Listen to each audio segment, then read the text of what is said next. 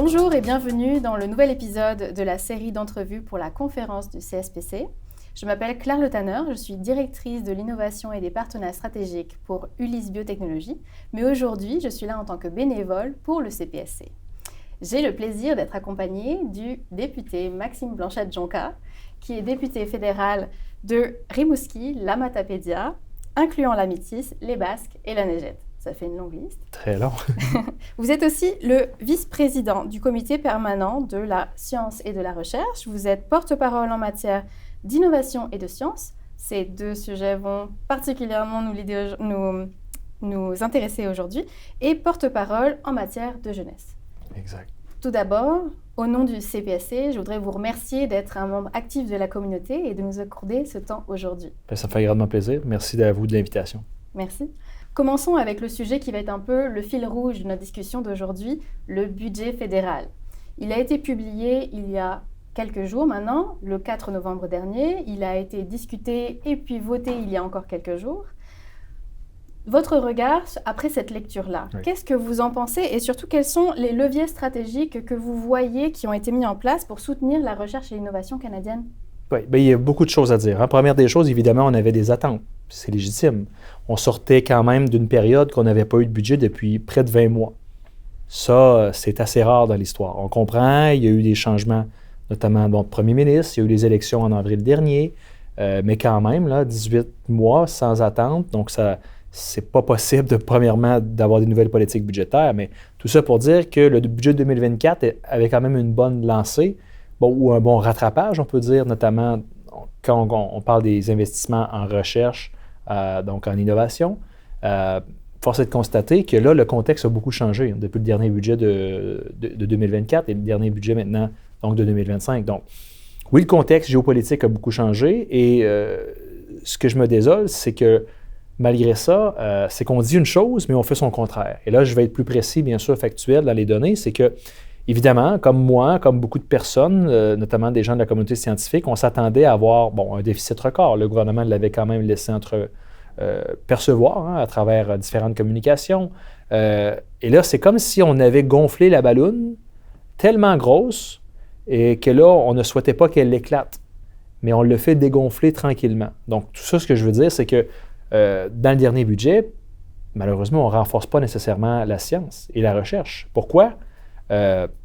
Parce qu'on a une coupure dans les organismes subventionnaires qui sont les principaux organes du gouvernement pour notamment soutenir la recherche fondamentale particulièrement et voire même, on n'a pas aussi d'augmentation pour les bourses, donc d'études pour les étudiants qui font de la science, qui font de la recherche, qui développent l'innovation et voire même on n'a pas d'indexation. Alors, le plan de match du gouvernement, il était assez clair. Là. Ça, c'est pour l'ensemble des ministères, donc incluant celui qui inclut les politiques scientifiques. On nous avait dit de préparer des coupures de 15 % sur une période de 3 ans. Alors, je pense que là, les gens s'étaient fait cette idée-là. Et là, ce qu'on a vu dernièrement, le 4 novembre dernier, c'est une coupure de 2 %. Moi, j'entends beaucoup d'échos. Les gens me disent « c'est pas si mal ». Pour moi, c'est inacceptable. Parce que quand on recule, les autres avancent. Et on ne peut pas dire ce que le gouvernement prétend faire actuellement, vouloir être un chef de file mondial de l'innovation. Écoutez, je vais être le premier, moi, à supporter ces genres d'initiatives ou à encourager ça. Mais, vous savez, quand on veut prospérer, il faut investir. Et là, ce n'est pas ce qu'on fait.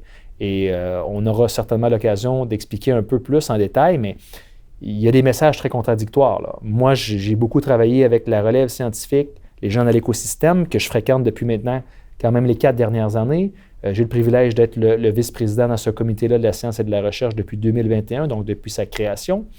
Et à chaque fois que je rencontrais des gens, dans les dernières années, on me disait « le statu quo est intenable et les réductions sont inacceptables ». Alors là, aujourd'hui, on arrive devant un budget qui a une coupure. Elle a beau être de 2 %, elle aurait pu être de 4, 6, 8. Une coupure est une régression.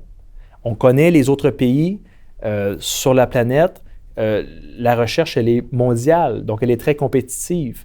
Donc, les États-Unis, malgré tout le contexte qui se passe, là, je me permets quand même de nuancer. Je sais qu'elle est attaquée de front et elle est même remise en doute. Ça, c'est pas bon. Mais d'autres pays sur la planète continuent d'investir, pendant que nous, on réduit les coûts. Et je fais même le parallèle suivant, c'est que on a des investissements qui semblent positifs, mais qu'à mon avis, envoient quand même un message très contradictoire. Et là, je me permets d'évoquer la chose suivante. Donc, on a investi des sommes de 1,7 milliard de dollars pour les prochaines années pour tenter d'attirer des chercheurs étrangers, donc des talents, on peut dire, d'expertise mondiale. Ben, ça peut être intéressant là, sur papier quand on regarde ça. Mais quand on voit qu'on coupe le soutien à la recherche pour les gens qui sont ici déjà sur le sol québécois, canadien, ça envoie un drôle de signal. Parce que moi, pour avoir étudié l'écosystème dans les dernières années, on sait que les conditions de nos chercheurs dans lesquelles ils évoluent, que ce soit dans la qualité des infrastructures, dans les laboratoires, dans les conditions qu'ils ont pour prospérer, pour se développer ici même dans l'écosystème, c'est très difficile. Alors, je trouve que ça démontre un peu une vision qu'on veut essayer d'avoir une communication positive en attirant des chercheurs qui ont des noms de prestige, quand en réalité, les gens ici qui ont beaucoup de potentiel sont laissés dans des conditions très difficiles. Alors, je trouve que ça fait comme deux classes de chercheurs. Ça, c'est mon analyse. Et ça, on ne peut pas se permettre ça. Je pense qu'on doit davantage soutenir les gens qui sont ici sur le sol canadien et québécois. Et si on a ensuite de l'espace, disons, dans le budget, bien, d'accord. Mais avec ce que j'ai analysé dans les dernières années, je ne crois pas qu'on pouvait se permettre de créer ces deux classes de chercheurs-là. Et je ne crois pas qu'on pouvait se permettre également de mettre à mal notre système de recherche, qu'il faut le dire, là, est quand même sous-financé. On l'a vu dans les dernières années, et je fais une parenthèse, entre début des années 2000 jusqu'en 2020, Canada était le seul pays du G7 à avoir réduit ses investissements en recherche et développement. Donc, vous comprenez, ça envoie un message assez drôle des gens qui sont ici. Je pense que pour avoir discuté avec plusieurs personnes, il y a un inconfort. Et ces sommes-là que j'expliquais notamment pour le 1,7 milliard, certaines personnes semblent dire ben, ces sommes peut-être n'auraient pas été distribuées à la science ou à la recherche, mais en même temps, est-ce qu'ils sont distribués aux bons endroits ou aux bonnes personnes? C'est vraiment ça le parallèle que je peux faire. Et bien sûr, bon, je pourrais parler longuement du budget. Il y a quand même d'autres choses qui semblent positives. Il y a la création notamment de Borealis. Hein. Je pense que c'est une nouvelle structure. Je ne sais pas à quoi ça va servir. On ne connaît pas l'ensemble des détails, là, mais on veut vraiment, je pense, orienter la recherche vers des secteurs spécifiques, notamment la défense nationale, l'intelligence artificielle, des choses comme ça. Mais ce que moi, je déplore, c'est que pour moi, la science, là, ce n'est pas un outil, un instrument qu'on utilise seulement pour bien paraître ou quand ça fait notre affaire, ou encore pour répondre à un contexte géopolitique comme on connaît actuellement. On le sait, on a des pressions très fortes, que ce soit des Américains, que ce soit d'autres pays, des membres de l'OTAN notamment, pour respecter nos engagements militaires à la hauteur de 2 %. Mais, encore une fois, je pense qu'il faut avoir une vision beaucoup plus à moyen et long terme, ce que le Canada ne semble pas réussir à incarner dans ses politiques scientifiques. Donc là, on est en train un peu de déstructurer tous nos systèmes de recherche, nos organisations. Ça fait la file ici à Ottawa pour tenter d'aller chercher un peu un billet de loterie, puis espérer avoir du financement pour répondre à ces besoins spécifiques que le gouvernement a mis sur la table. Mais pendant qu'on est en train de faire ça, bien, je pense qu'on passe à côté de quelque chose de fondamental qui est la recherche, qui est la science. Pourquoi on fait de la recherche? Et à mon avis, oui, ça peut être en partie pour ce que le gouvernement veut faire actuellement, mais il y a un équilibre qu'on doit faire. L'équilibre sociétal, que je dirais, que moi, je ne retrouve pas dans ce budget-là. Et plus que jamais, on revoit vraiment la raison de faire de la science. Et moi, je trouve ça inquiétant. Justement, vous avez parlé de besoins spécifiques. Il y a un an, presque jour pour jour, nous étions ici à la même place pour pouvoir parler d'un certain déséquilibre qui est celui de la science en français par rapport à la science dans d'autres langues, notamment la langue anglaise. Ouais. Dans ce budget, dites-moi, quelle est votre lecture de la place de la science en français dans ce nouveau budget fédéral? Ouais, je pense que vous savez, mon rire veut dire beaucoup de choses, là, quand même. C'est un rire jaune, évidemment. Je déplore la situation avec le dernier budget. J'ai toujours tenté de me positionner comme un allié, notamment de la science libre, mais de la science en français. Je suis un Québécois, je suis un francophone, mais il y a un contexte très difficile présentement au Canada, malgré le fait que nous avons 2 langues officielles, de pouvoir prospérer ou voire même espérer de faire de la recherche en français. Et ça, c'est quelque chose qui vient vraiment me toucher. parce qu'évidemment, je suis confronté à ça. Je l'ai vécu à titre de francophone, pas nécessairement dans le monde de la science et de la recherche, mais dans d'autres sphères, qu'il y a une inéquité. Et malheureusement, cette inéquité-là, elle est provoquée par différents facteurs, sans rentrer dans l'ensemble des détails, mais je pense que c'est quelque chose qui est déjà documenté. Notamment, je salue l'ensemble du travail des gens de l'ACFAS, que je collabore au quotidien avec eux. Mais l'ACFAS, pour citer leurs propos, ont dénoncé évidemment le dernier budget fédéral 2025 en disant qu'ils n'avaient absolument rien pour soutenir ou renforcer la recherche en français. Et cette recherche-là en français, elle décline au Canada. Donc, il n'y a pas de dévolution, là. Et même moi, j'ai employé des mots très forts que je me permets de répéter aujourd'hui. La science en français, au Québec et au Canada, elle se dirige vers l'agonie. Et pour moi, c'est inquiétant. Parce que oui, je comprends bien sûr le contexte. Je nuance toujours. J'ai eu beaucoup de discussions avec des gens de la communauté scientifique. Mais bon, Maxime, quand on est dans certaines disciplines, on n'a pas le choix de produire dans telle langue. Je comprends tout ça. Mais il faut toujours aussi encore se poser la question. Pour qui on fait de la recherche et à qui on veut s'adresser? Quand on parle dans des objets de recherche qui touchent certaines communautés, et même je vais plus loin que ça, il faut savoir, est-ce que les gens qui soutiennent, qui financent la recherche, peuvent y avoir accès ensuite? Ça aussi, c'est toujours l'équilibre. Mais je comprends le contexte toujours du système dans lequel on doit publier, s'assurer d'être dans des magazines pour prospérer, avoir notamment une chance de réussite et avoir un impact de rayonnement, pour poursuivre sa carrière et ensuite faire d'autres avancées de connaissances. Mais force est de dire que, hormis la place d'un groupe consultatif externe qui a été créé, je dirais, sur la création et la diffusion d'informations scientifiques en français, ça vient notamment d'une initiative de ma part au Comité de la science et de la recherche pour faire, disons, la lumière sur quelque chose que c'était un peu tabou, là. La science en français, qu'est-ce que ça mange en hiver, ça? Et moi, ça m'inquiétait beaucoup. Et là, quand on a fait l'étude, 2021-2022, on a fait un énorme travail, exceptionnel. Puis je remercie encore aujourd'hui, en 2025, là, ce rapport-là a de l'impact. Et il a permis notamment à forcer le gouvernement à créer, notamment, un groupe consultatif qui a été financier, mais ce n'est pas assez. Donc là, on n'est plus aussi dans les consultations, on n'est plus dans les réflexions, on est dans les actions. Et moi, je peux vous dire qu'effectivement, le recul du français au Québec, au Canada, dans la science, c'est très inquiétant. Puis je dis même à certaines personnes, vous savez, on voit beaucoup dans les médias, dans tel restaurant, dans tel magasin, je ne peux pas être servi en français. C'est inquiétant. Mais dans la science, là, c'est fortement préoccupant parce que la science en français n'existe même pas dans certaines sphères. Alors, encore une fois, je me permets de nuancer. Moi, je souhaite que dans les laboratoires, on puisse avoir l'utilisation de la langue française entre certains collègues, notamment au Québec.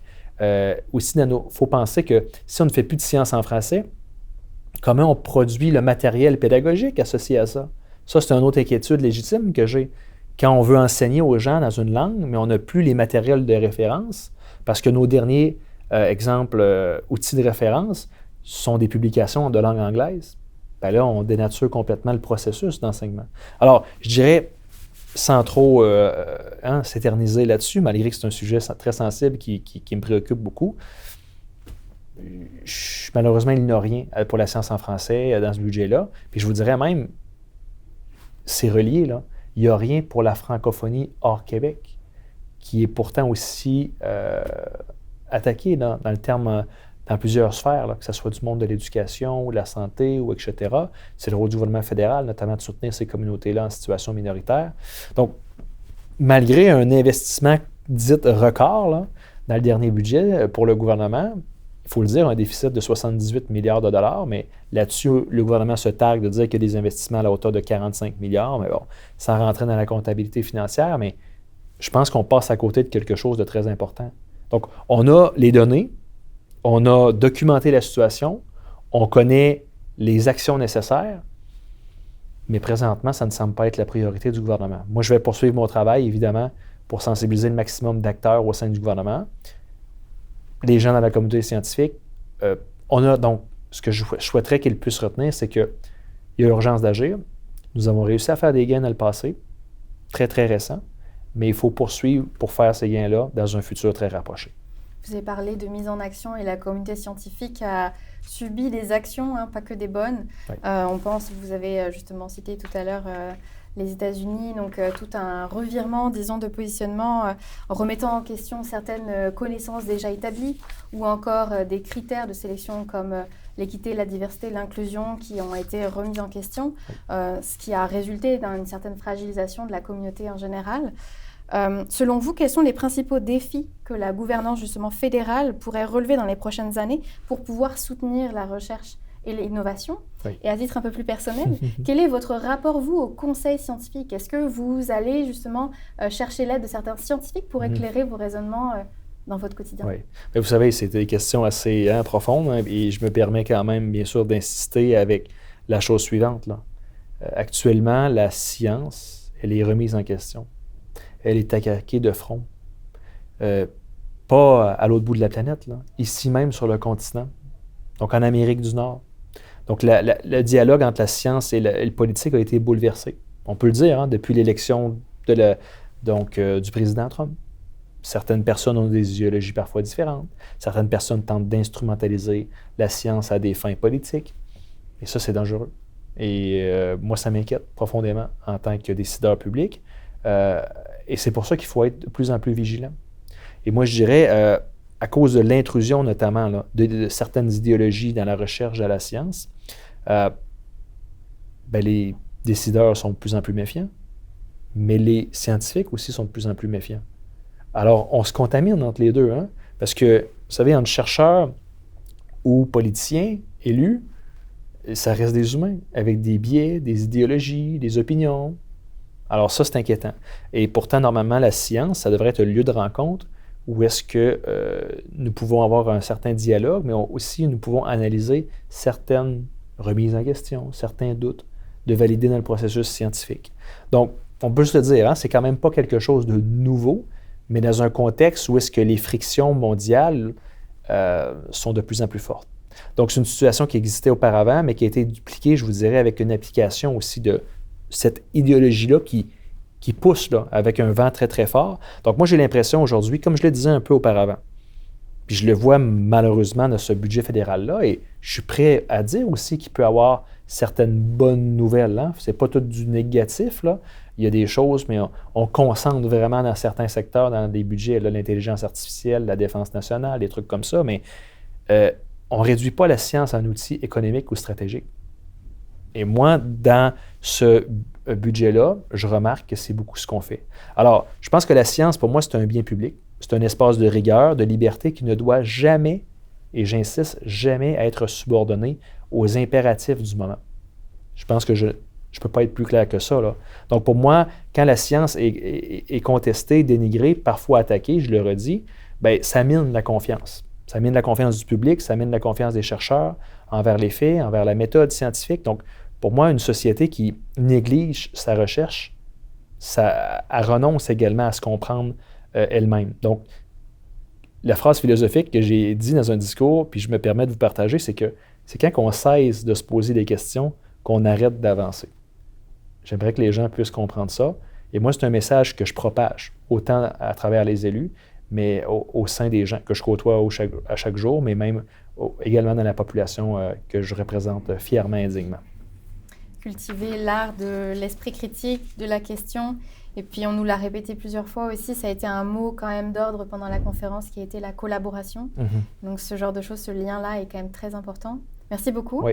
Je finirai peut-être... Oui, un petit truc pour rebondir. Vous savez, c'est une énorme question pour moi que vous m'avez posée concernant la place de la science dans le contexte actuel, là. Vous savez, pour pousser ma réflexion, quand j'ai dit d'arrêter de poser des questions, on arrête d'avancer, il faut comprendre que si nous, on ne se pose pas des questions, d'autres s'en posent. Donc, ça veut dire qu'il y a des décideurs ou des gens, peu importe leurs intentions, qui vont prendre des décisions à notre place. D'accord?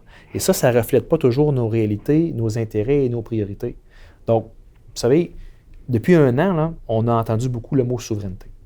Ici au Canada, la souveraineté territoriale, la souveraineté économique, notamment avec le conflit avec les États-Unis concernant les tarifs douaniers. Donc, on parle de souveraineté territoriale, économique, des chaînes d'approvisionnement, mais ce qu'on parle très peu, c'est de la souveraineté scientifique. Et moi, il y a une chose que je trouve très importante en tant qu'élu, c'est que la souveraineté scientifique, là, ce n'est pas juste un slogan ou un beau mot.